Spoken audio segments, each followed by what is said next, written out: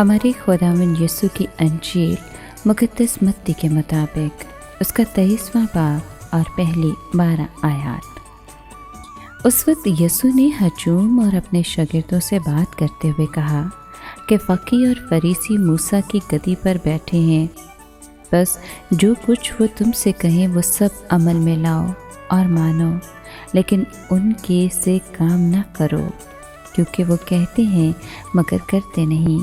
वो ऐसे भारी बोझ जो उठाए नहीं जाते बांधते और लोगों के कांधों पर रखते हैं, लेकिन आप उन्हें अपनी उंगली से भी हिलाना नहीं चाहते। वो अपने सब काम लोगों को दिखाने के वास्ते करते हैं, क्योंकि वो अपने तावीज़ जोड़े और अपने बंधने बड़े बनाते हैं। वो ज़ियाफ़तों में सदर नशीनी और इबादत खानों में आला दर्जे की कुर्सियाँ और बाज़ारों में कुरनशात और आदमियों से रबी कहलवाना पसंद करते हैं, मगर तुम रबी ना कहलाओ, क्योंकि तुम्हारा मुर्शद एक ही है और तुम सब भाई हो। और ज़मीन पर किसी को अपना बाप ना कहो, क्योंकि तुम्हारा बाप एक ही है जो आसमान पर है। और न तुम मुर्शद कहलाओ, क्योंकि तुम्हारा मुर्शद एक ही है, यानी अल मसीह, जो तुम में बड़ा है, वो तुम्हारा खादिम है। और जो कोई अपने आप को बड़ा बनाएगा वो छोटा किया जाएगा, और जो कोई अपने आप को छोटा बनाएगा वो बड़ा किया जाएगा। पाक कलाम के पढ़े और सुने जाने पर खुदा की बरकत हो, खुदा का शुक्र हो।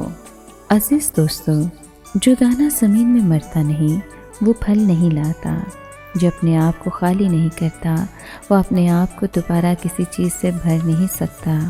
यूहन्ना इस्तबागी की ज़िंदगी में ये खूबसूरती थी कि वो कहता था कि मैं चाहता हूँ कि मैं घटूँ और यीशु मुझ में बढ़े।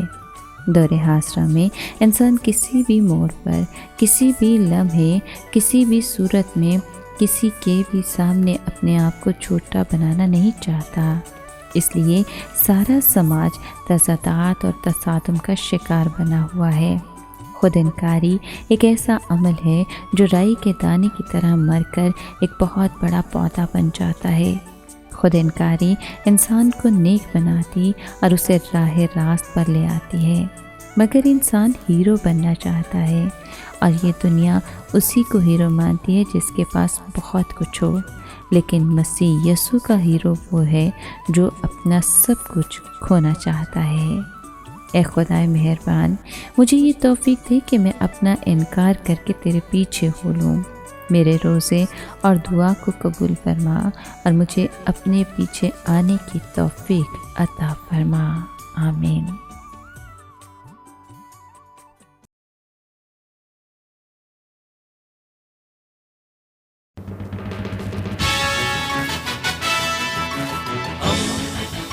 दोस्ती का पैगंबर, रेडियो वेरितास एशिया।